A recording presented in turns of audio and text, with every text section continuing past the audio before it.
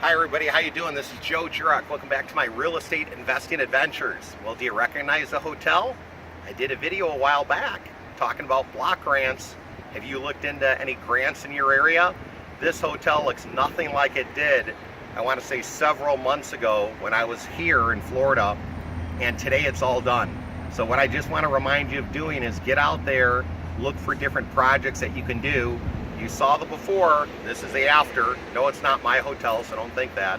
But in any event, I just was driving by and I had to take a little quick video to show you the progress they made on this hotel and to remind you to look into your area for community development.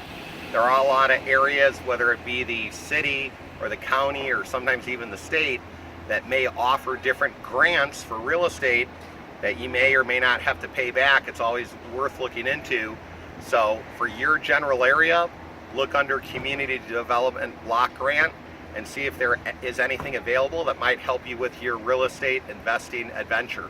So until next time, go make it a great day. Believe and achieve. Bye-bye now.